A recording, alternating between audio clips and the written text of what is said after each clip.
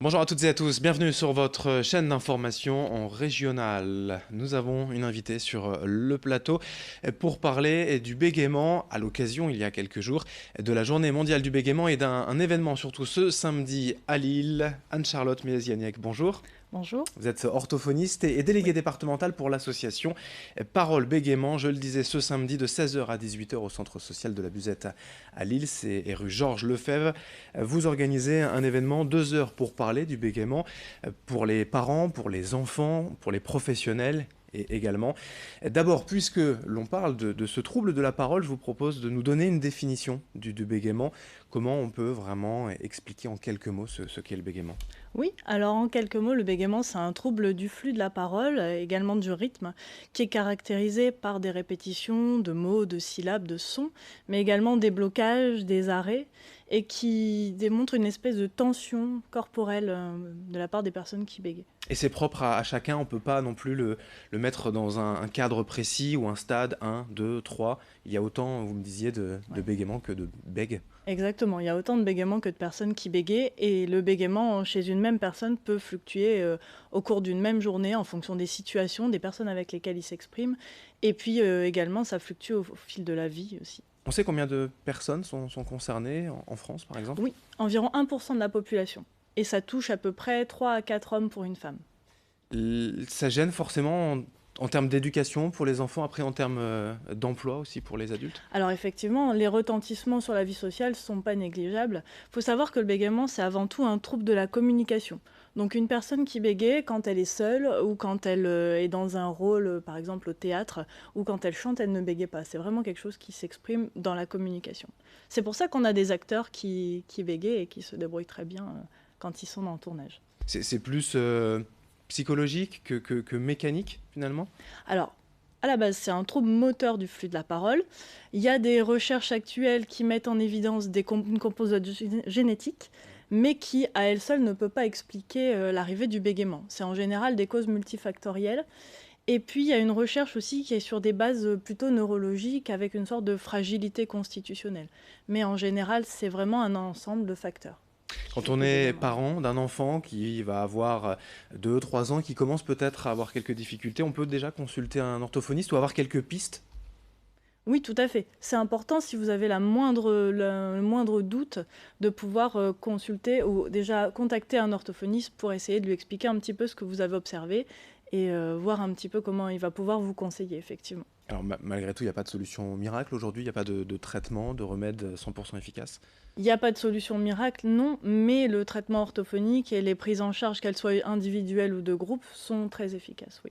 Oui, individuel ou de groupe, on peut aussi faire les deux, voilà, multiplier ses chances finalement. Oui, alors ça démarre en général par une prise en charge individuelle et la prise en charge peut exister en groupe également. C'est bien d'avoir les deux aussi pour pouvoir varier les situations. On améliore le bégaiement, enfin on améliore, c'est une manière de parler, en tout cas on essaye d'améliorer la vie d'un bègue, c'est ça l'objectif Exactement. plutôt? L'objectif, c'est plutôt en ces termes-là, c'est plutôt d'apprendre à vivre mieux avec le bégaiement. Je le disais en termes d'éducation, d'emploi, voilà, pour voir à long terme, il y a certains employeurs qui peuvent avoir forcément des a priori sur le fait d'employer une personne bègue. Malgré tout, on peut réussir à travailler. Ah bah oui, il y a plein de personnes mecs qui travaillent, effectivement, hein. Ça peut être un a priori, notamment lors d'un passage d'entretien, parce que c'est toujours une Oui. situation stressante. Mais c'est vrai qu'il faudrait pouvoir changer le regard des employeurs là-dessus, parce que finalement, à part quand on a un métier où on doit vraiment, vraiment parler toute la journée devant un public, et encore, on peut s'habituer également. Oui, puis vous me disiez aussi hors antenne, selon les situations, selon le contexte, des personnes sont à l'aise au téléphone, d'autres non. Donc il y a plein de pistes à évoluer. Ah oui, oui, c'est vraiment dépendant de chaque personne. Alors, cette journée mondiale du bégaiement, alors c'était il y a quelques jours effectivement, mais vous avez choisi cette date du 17 novembre à Lille. Je le rappelle, c'est au centre social de la Buzette, donc rue Georges Lefebvre, de 16 heures à 18 heures. Quel est le programme, rapidement?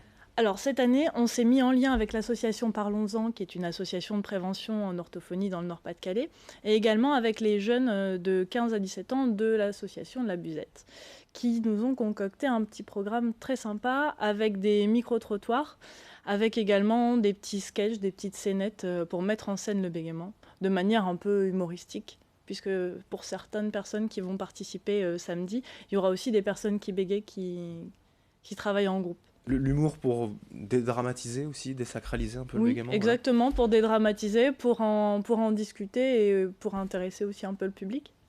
Forcément, le grand public est convié à ces 2 heures d'information.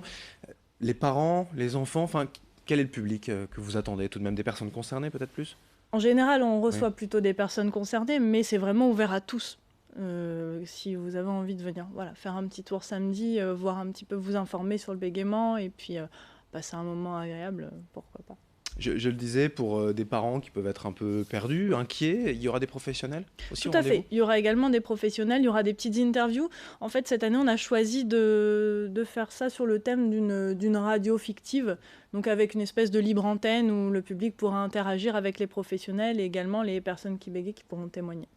Des professionnels, on le disait, ne pas hésiter à consulter des orthophonistes. Il y a des ressources aussi en ligne, des sites internet, notamment votre site internet de l'association Parole Oui. Bégaiement. Le site internet de l'association Parole Bégaiement qui s'adresse à un public très large, à la fois des parents d'enfants qui bégayent, mais également des enseignants, d'éventuels employeurs également. Voilà, c'est là que vous pouvez retrouver des ressources sûres. Voilà, toutes les ressources effectivement sur internet pour avoir toutes les infos concernant le bégaiement. Anne-Charlotte Mézianec, merci. Vous êtes orthophoniste, également déléguée départementale de l'association Parole Bégaiement. Je le rappelle donc ce samedi 16h-18h à Lille au centre social de la Buzette, c'est rue Georges Lefebvre. 2 heures donc pour évoquer le bégaiement. Merci. Merci à vous. Et merci à vous de nous avoir suivis. Dans un instant, l'information continue sur votre chaîne d'information régionale.